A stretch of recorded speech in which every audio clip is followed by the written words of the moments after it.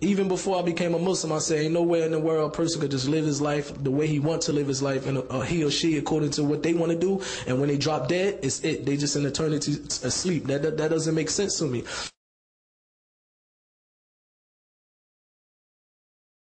So I started trying to research, and I started praying to God, and I started, asking God, if you a God, if there's a God out there, just guide me to the truth. I just want to know what's the truth. So coming back after Pop passed away, a couple months later after that, Gaddafi, he's the brother, right before Pop passed away, as a matter of fact, my grandmother who raised me passed away like 3 months before him.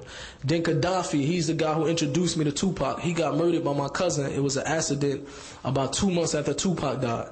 And then a couple months after that, I had a brother who committed suicide. So it was like back to back deaths. So that really, really opened my heart, man. And I said, man, I need to get it together, man, because people dropping dead left and right around me. And it's funny because one day I was in a recording studio, and I was intoxicated. And I'm telling this to the kids. I'm breaking this down to the kids because I just want to be straight up with y'all. I'm not saying this like this is the thing to do, that go ahead and get intoxicated. Maybe one day you'll be able to get, when you 13, 14, 18, 19, 20, you can stop drinking and go to Hajj. Because sometimes a lot of us that come from Muslim family, this is what we think.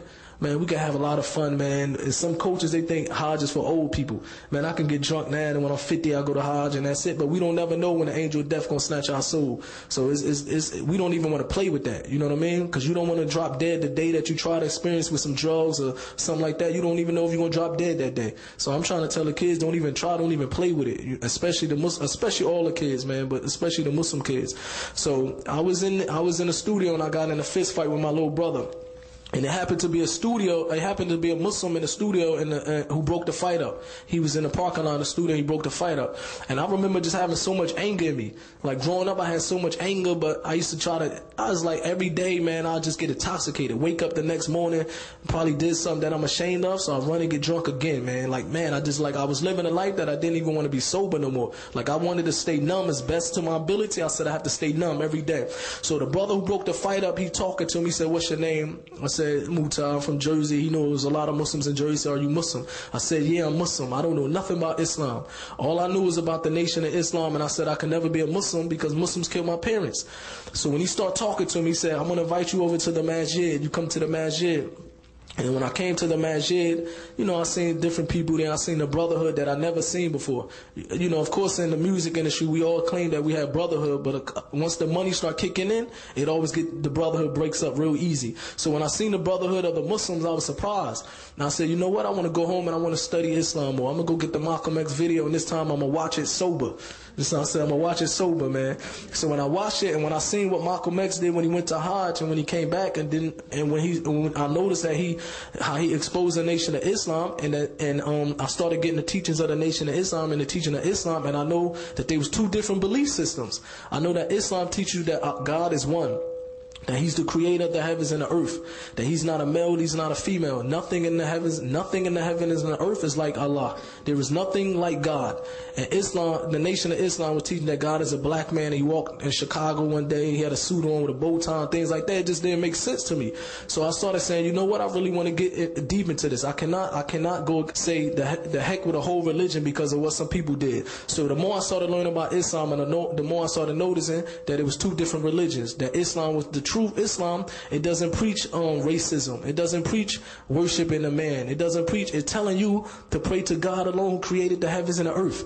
And it's telling you that he created Adam first, and from Adam he created his wife Eve, and from them two he created countless of generations and numerous of people on the face of the earth. So I said, man, this is just natural. It makes sense.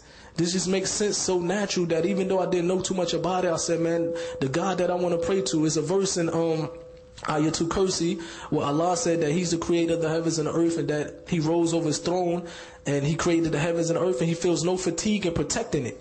And I remember my grandmother, and being that I was a Christian in the religion, I'm not here to shoot shots at nobody's religion, but the truth is the truth. And I remember in the religion, my grandmother used to say, well, God made the heavens in 6 days, and he took a rest on the 7th day.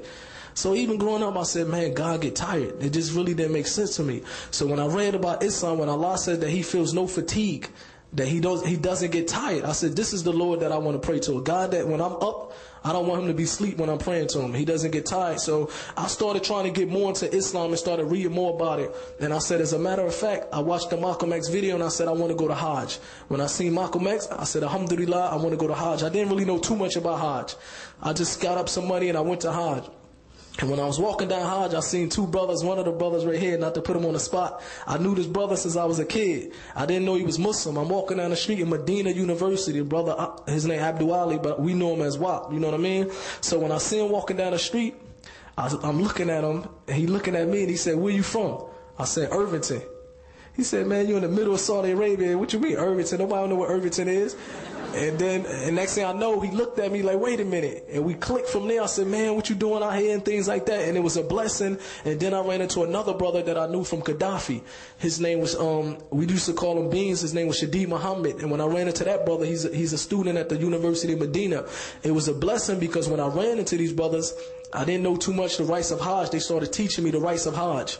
They started telling me to do this and do that, man. Literally, it was a blessing because the brothers I was with, they didn't teach me nothing about Hajj. And the books that I was reading, it wasn't authentic. It wasn't authenticity. You know what I mean? It wasn't the truth about how you perform Hajj. So it was a nikmah from Allah that I ran into these brothers. I got excited. I started calling Jersey, putting all my brothers on the phone, like, look who's out here in Medina, Saudi Arabia, and we were soup, you know? So after that, I came back to America, man, and when I tell the people I came back, man, it's a real talk, man, that I felt so good that nothing on the face of the earth never made me feel the way I felt. I really, really thought it was the Zamzam water. I was telling people, man, it's something in that water. It gets you this feeling that nothing in the face of the earth had me that's feeling, man. Wallahi, I thought it was a Zamzam water. I'm talking about to the point I was running it every day. Like, I got to get some more of this, huh? So, alhamdulillah, man, when I came back, I remember the feeling that I had, man, and I started hanging around the wrong people. And I started going back into the recording studio, and eventually, I remember that feeling just disappeared. And I started saying, man, wait a minute, I used to feel so good, man, and all of a sudden that feeling is